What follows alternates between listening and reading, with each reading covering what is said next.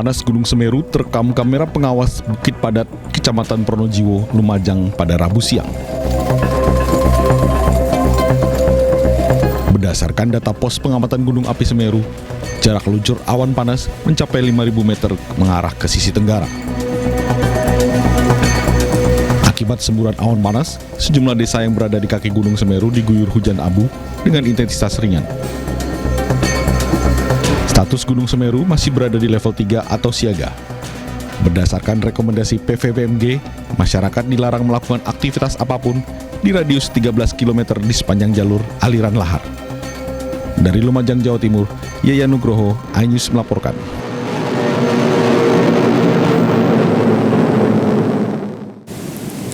Gunung Merapi di Kabupaten Agam, Sumatera Barat juga kembali erupsi. Erupsi melontarkan abu vulkanik setinggi ribuan meter di atas puncak.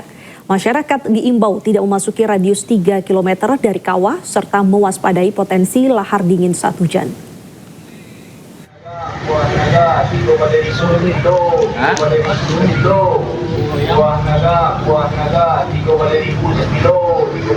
Gunung Merapi di Kabupaten Agam, Sumatera Barat kembali erupsi Rabu pagi.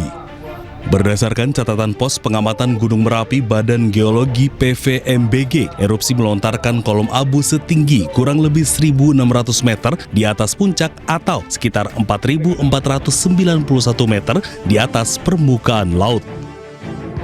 PVMBG mencatat letusan ini terekam dengan amplitudo maksimum 28,6 mm dan durasi sekitar 31 detik. Sebelumnya, pada Selasa malam, Merapi juga mengalami erupsi dengan amplitudo lebih besar mencapai 30,3 meter dengan durasi 35 detik. Untuk amplitudo 28,6 dan lama gempa 31 detik. Untuk ketinggian kolom teramati 1.600 meter di atas puncak. Untuk arah abu dipantau ke arah timur laut. Untuk info dari masyarakat, belum ada yang terdampak. Saat ini status Gunung Merapi masih berada pada level 2 atau waspada. Masyarakat diimbau tidak memasuki radius 3 km dari kawah serta mewaspadai potensi lahar dingin terutama saat hujan. Dari Kabupaten Agam, Sumatera Barat, Wahyu Sikumbang, iNews melaporkan. Pemirsa, tim SAR gabungan melanjutkan evakuasi jasad Syafiq Ridan, pendaki asal Magelang yang ditemukan tewas. Evakuasi sempat terkendala karena cuaca serta kondisi gunung Slamet yang terjal dan ekstrim.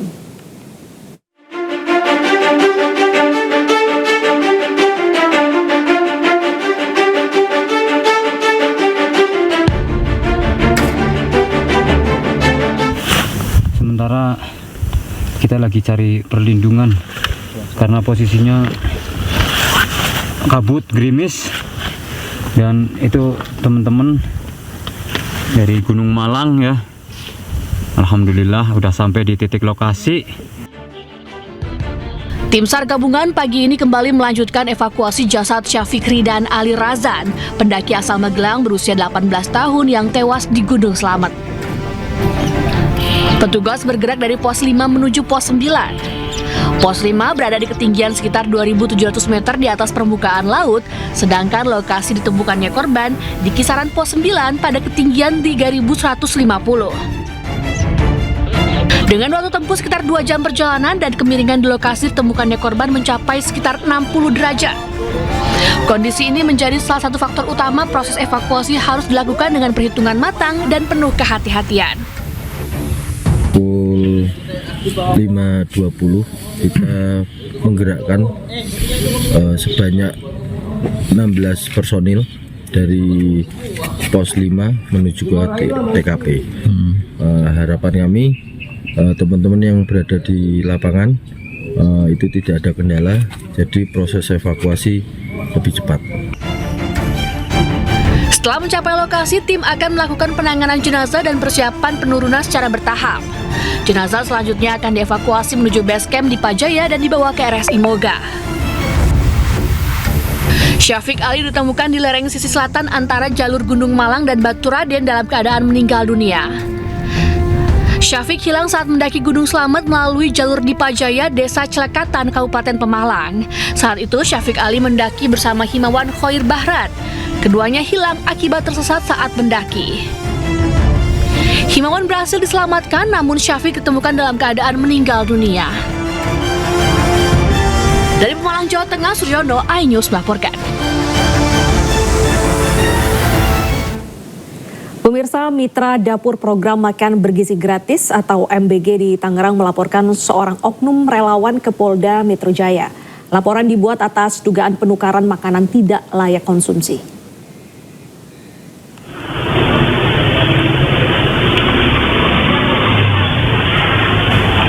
Rekaman CCTV memperlihatkan oknum relawan yang diduga menukar makanan tidak layak konsumsi di dapur Mitra MBG wilayah Tangerang. Pihak Mitra menyebut dugaan tersebut diketahui setelah proses pengecekan makanan atau quality control sesuai prosedur.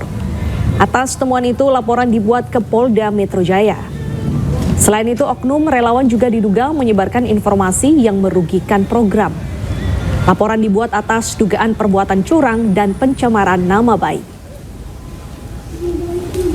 Perwakilan hukum dari Yayasan Kasih Mentari Bangsa, kami melaporkan yang mana di sini pelapornya adalah Pak Solihin sebagai ketua yayasan dan terlapornya masih dalam didik tentang dugaan perbuatan tindak pidana perbuatan curang. Lalu Pemirsa, pengiriman makan bergizi gratis terganggu akibat banjir yang merendam Kali Tengah, Lamongan, Jawa Timur. Petugas harus menggunakan perahu untuk mengantar menu makanan agar tepat waktu.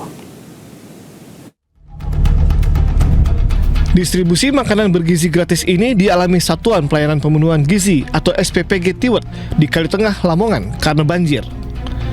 Tim dapur harus memindahkan wadah MBG dari mobil operasional ke atas perahu untuk melewati genangan air yang terus meninggi.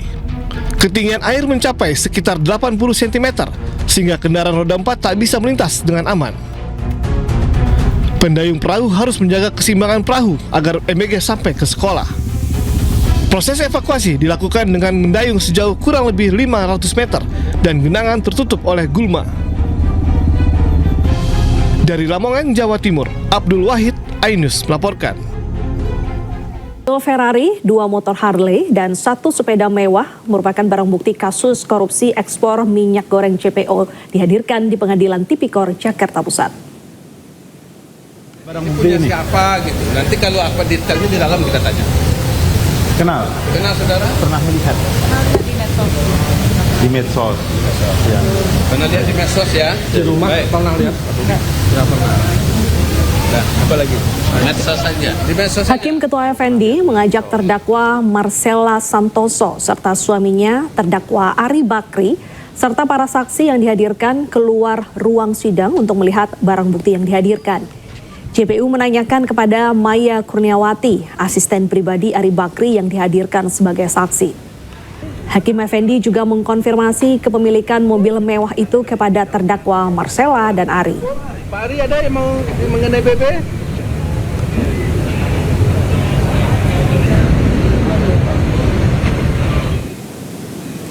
Korban dugaan penipuan trading kripto oleh YouTuber Timothy Ronald menjalani pemeriksaan sebagai pelapor di Polda Metro Jaya. Selain Younger, ada ratusan korban lain yang juga diduga mengalami kerugian mencapai miliaran rupiah.